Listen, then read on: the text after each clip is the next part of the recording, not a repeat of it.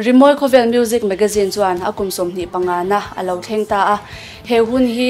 October ni somthum pakhat zana le November ni khat zana dorpui multipurpose hola ropui taka lomtum ani October ni somthum pakhat zan bi khi Rimoi Khovel Music Magazine neitu le editor la phwa thiam ni bok pupi sigal chakima puala tribute concert a hun man ani anga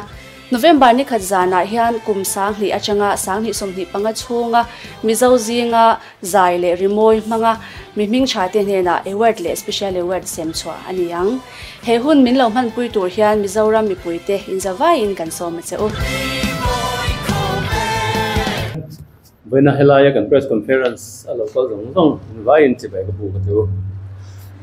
in sia dang khan mande khan zone ta panel discussion a ka tu to wa chu min huwa joint civil society of Mizoram 10 FCAA andu lo na rally and both sai bana pa hol ko ta han tu sai na hun ka nei lo ko ka karin ruwa chuanin he thil hi chu sai ngai to lo wang tin rilru ko lo neya ni masela Chief Minister Berin and Mani Party Office ate West Pailang lama campaign kick off na ate le Mani Central Way General Conference ate aron sei chole ta ka chuan khanga aron sei chua then khat kha Mizo mi puite min hruai ngen min hruai pu thei zong le min ti confuse zong thil sen khat omin ka sia khawa khanin tem zong han tui ni sak le hi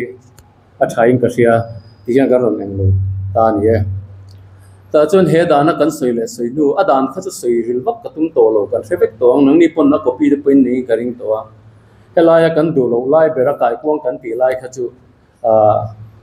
section 1A subsection 2 lai heng khamia chiang ni waron soi heng at nuaya mun te hi he dan hian a huam lowang a cover lowang ti la ya khani tani chung a cover lowang a ti zinga kan ta na hom taber nia kan sia chu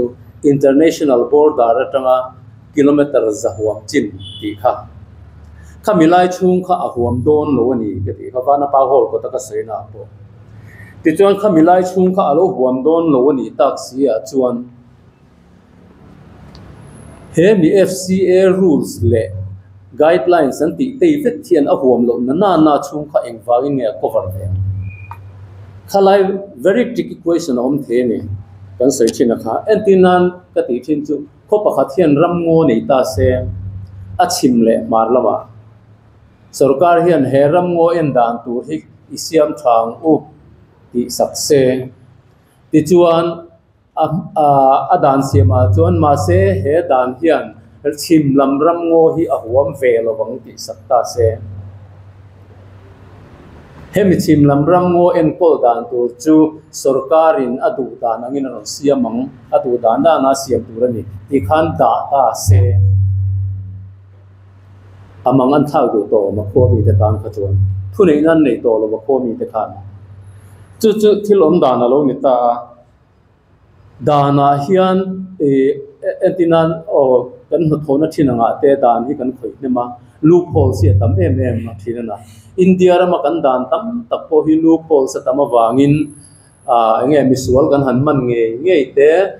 entinan Mizoram ma ta pon siat chen tura chuan drugs zuar kan man tam tak te po zuar te po belin an chuak le mai tiang chi hi atam thin kha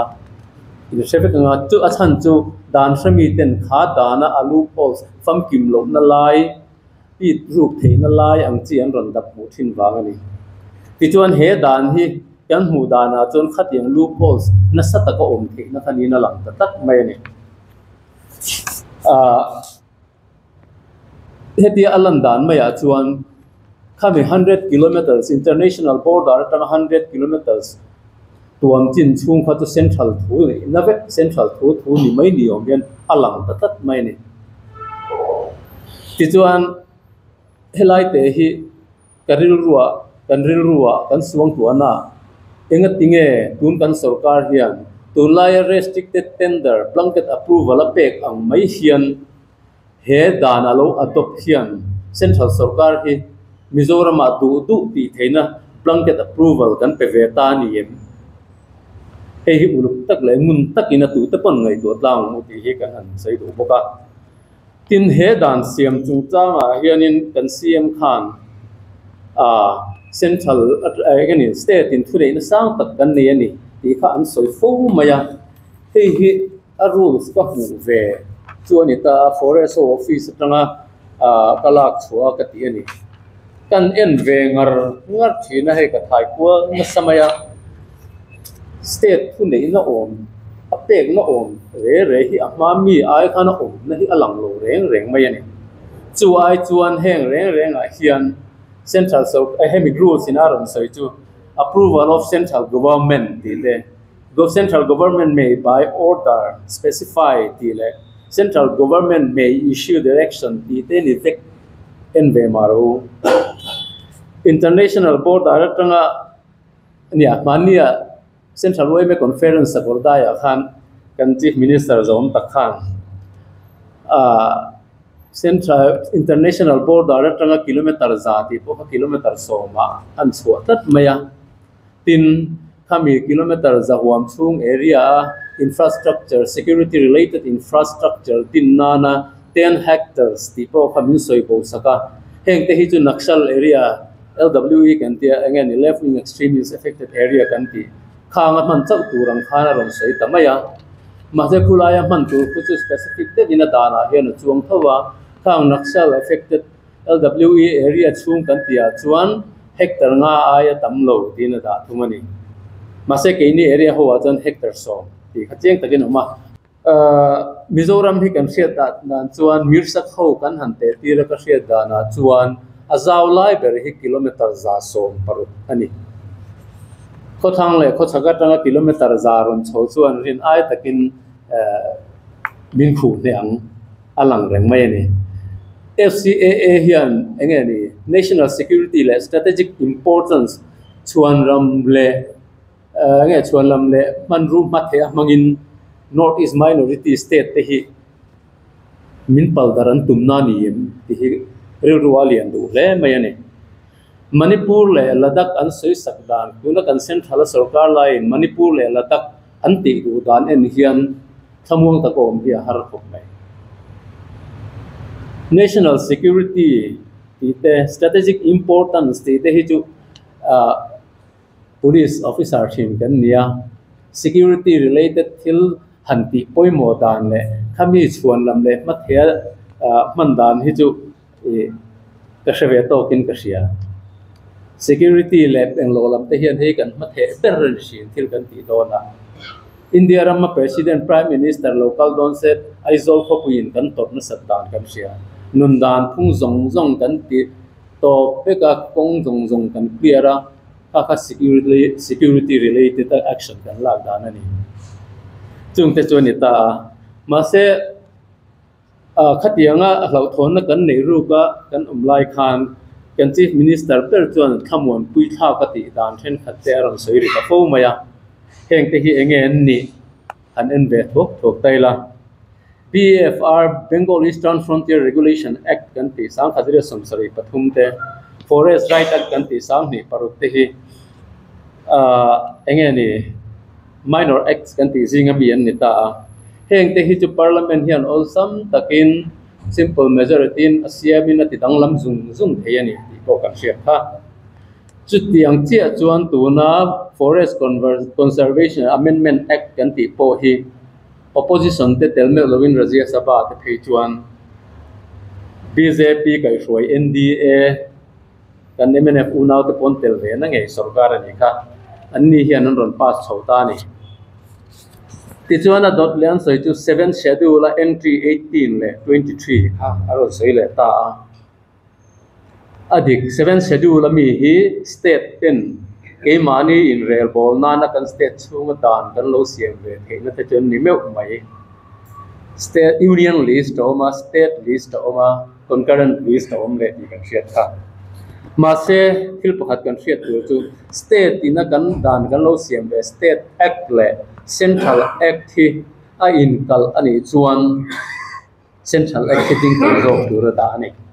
chu wangin lo thamon pui viau na chi nin kan ngai lo tin tunla hian jek tu then khatten he Forest Conservation Amendment Act hi amendment chawania adan pui kan man Forest Conservation Act sang kha ko somriat ania wangin Article 371 G hian amendment lai hi kan lo to the lo ti zo nga sei te lo om ta a ma se hi kan hriat tur chu dan ko tianga entinan dan pianga tun ma Article 371 G kan nei ma dan kharon amenin khami khan 371 ina constitutional safeguard min pek te ron tau ta se kan ti thelo chun enge kan ne sot na to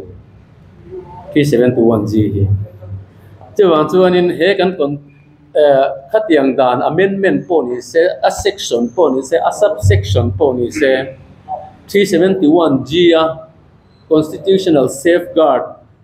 kan nei sedai ron thiat nia kan hriat dan te chu kan do dal thei te me wani ti hi hriat tu tunma police kan tran velai te pon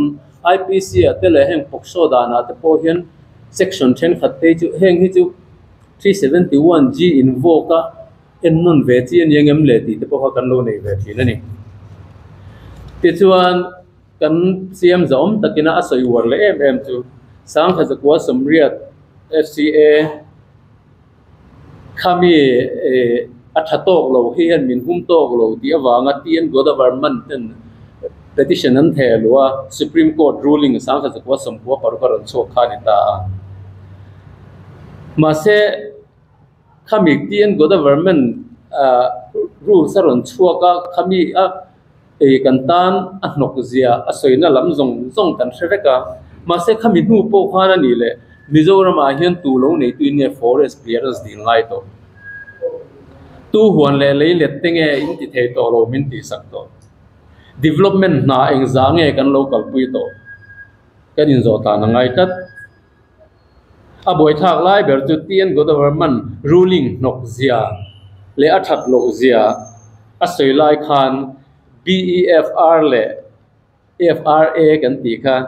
at soi lang du mi alawa ma se FCA hlaum lo zia tran chan nan tingeron man le si helai te thilin ko kal do ma hian rilru ti boi khop mai do government ruling awangin in huan po in thai po kan forest reserve po kan leilet te po ti su an ti thei chumi an ti thei ti khamin sim khop maya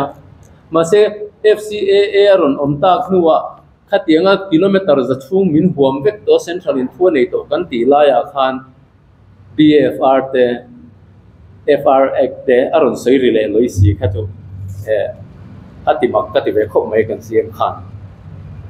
kan hriat tu chu Mizo mi pui te hian kan ram ngo te hi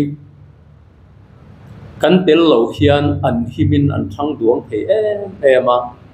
ma se mi hring te hian ram ngo tel lo chuanin mishing te zok hi kan dam chuak thei lo ani ti hi tin mak ka ti le chu kan CM zom takin vai re te tanga sai rang in kar kong a chiat rei na chana forest clearance mu harwa nga ti kha enga tinge double lane highway atang na rei to a khamisiam tu khan enge forest clearance sangai na sarkar kal to tam takin voi tam tak phukong puikon siam thai nan lo enkola forest clearance din ta na ngai si lova enga titange ZPM sarkar hian sai rang tu vareng te sai rang in kar national highway double lane tang hi forest clearance banga an siam than har he hi tu arin ngam har ka ti ke chuan chu tiang bok chuan ni china heta perembrotaron sayang khan kan ho tu pa pula sanjara potel lia zukala AICC ho tu train koma Indian National Congress kai hruai sarkar kan lalle chuan he dan hi kan en no nang an lo ti pui the ni kha khatuna kan din hun chu nia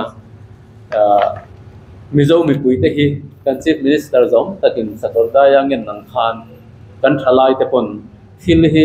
ngun taka zirchianga ngai tu na mang tu hian kan cha ve du ni Rimoi Khovel Music Magazine chuan akum somni pangana alo thengta a he hun hi October ni somthum pakhat zana le November ni khat zana dorpui multipurpose hall a ropui taka lomtum ani